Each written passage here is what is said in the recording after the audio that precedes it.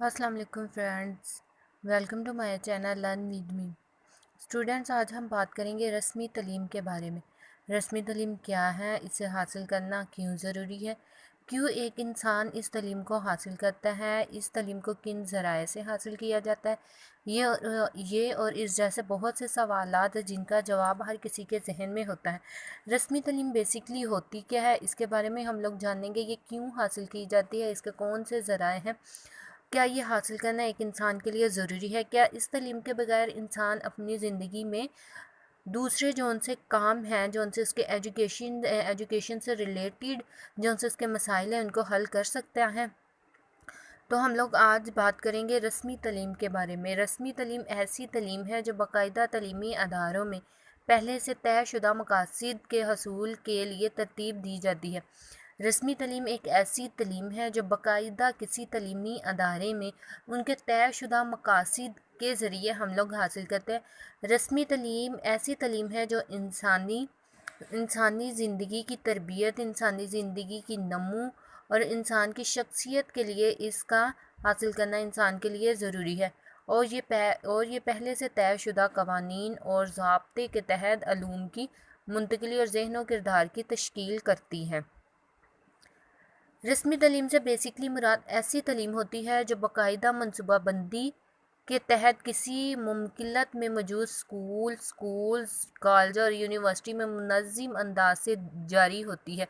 यानी कि ये रस्मी तालीम वो तालीम होती है जो बाकायदा हम लोग तयशुदा किसी भी तालीमी अदारे, चाहे वो स्कूल हो, कॉलेज हो, यूनिवर्सिटी हो, हम उनसे तालीम हासिल करते हैं तो वो हमारी रस्मी तालीम कहलाती है। रस्मी तालीम की बेसिकली जौन सी अहम वजूहात हैं वो मैं आपके साथ शेयर करने जा रही हूँ। रस्मी तालीम का अमल सबसे पहले तयशुदा मकासद के हसूल के लिए वक़ू पज़ेब होता है। यानी कि रस्मी तालीम ऐसी तालीम होती है जिसको हम लोग हासिल करने के लिए हमें पहले से उसके मकासद मालूम होते हैं। तालीमी अदारे के सरबराह को पहले से इसके नेगेटिव और पॉजिटिव पॉइंट्स पता होते हैं। इसके अलावा रस्मी तालीम कायम किए गए रस्मी तलीमी अदारों में हर मुमकिन तलीमी सहूलियत फराम करती है कि यानी हम लोग रस्मी तालीम जिन तलीमी अदारों में हासिल करते हैं उसमें रस्मी तालीम को तलबा तक मुंतकिल करने के लिए उनके पास तमाम ज़रूरी वसाइल व तलबा तक मुंतकिल करने की भरपूर कोशिश करते हैं। जैसे कि हम लोग स्कूल में जाते हैं तो अगर हम लोगों ने कोई एक्टिविटी करनी है या हम लोगों ने कोई प्लांट्स लगाने हैं, इस तरह की जो भी हम लोगों की निसाबी सरगर्मियाँ, जितनी भी हम लोग की एक्टिविटीज़ होती है, वो सारा तलीमी अदारे की रिस्पॉन्सिबिलिटी होती है कि वो उन चीज़ों को तलबा तक मुंतकिल करे। ये तलबा की ज़िम्मेदारी नहीं होती कि वो उन चीज़ों को उस्ताद तक पहुँचाए। ये सारी चीज़ें रस्मी तालीम के ज़िम्मे में आती हैं। इसके अलावा इस तालीम में मज़ामीन की तरसील और तलबा की रहनुमाई के लिए बाकायदा उस्ताज़ा का तकर अमल में लाया जाता है।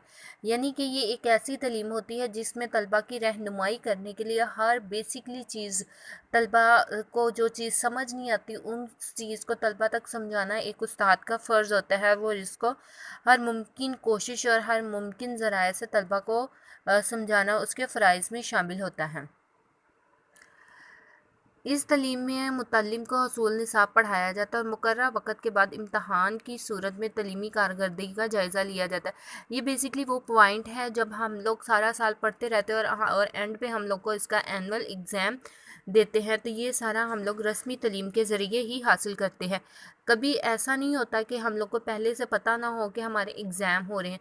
ये जिस स्कूल में भी हम लोग चाहें, पहले से हम लोग को ये मालूम होता है कि इसका फ़र्स्ट टर्म, सेकंड टर्म और एनुअल एग्ज़ाम होते हैं, जिसके लिए हम लोग अपने सिलेबस को पढ़ते हैं। और इसके अलावा रस्मी तालीम के हसूल के लिए तालीमी अदारों में निसाबी और हम निसाबी सरगर्मियों का इंतज़ाम किया जाता है ताकि तलबा की शख्सियत को मुतवाज़न बनाया जा सके। रस्मी तालीमी अदारों में बेसिकली तलबा की शख्सियत को मुतवाज़न बनाने के लिए इसके साथ निसाबी और हम निसाबी सरगर्मियों का भी इंतज़ाम किया जाता है। निसाबी सरगर्मियाँ वो सरगर्मियाँ हैं जो हम लोग तालीमी अदारों में कोई एक्टिविटी कर ले, और हम निसाबी सरगर्मियाँ वो निसाबी जो हमारे निसाब से रिलेटेड हों। इसके अलावा इम्तहान में कामयाबी के बाद रस्मी तालीम के अदारा तलबा को सन्नत देता है। ये तो हम सबको, जब हम लोग किसी नेक्स्ट क्लास में होते हैं तो हमें उसके लिए सर्टिफिकेट दिया जाता है। اس تعلیم کا سب سے اہم مقصد متعلم کی شخصیت کی تعمیر کرنا تاکہ وہ اپنی انفرادی صلاحیت کو بروکار لا کے معاشرے میں مثبت کردار ادا کر سکے۔ یعنی کہ طلبہ کی اس طرح رسمی تعلیم کی ذمہ داری ہے کہ وہ طلبہ کی اس طرح اس کی تربیت کرے شخصیت کی کہ وہ معاشرے میں ایک متوازن شخصیت کی ہی حیثیت سے زندگی بسر کر سکے۔ Students I hope you will understand the formal education, یعنی کہ رسمی تعلیم کے بارے میں آپ لوگ کو کلیئر ہو گیا ہوگا۔ اللہ حافظ۔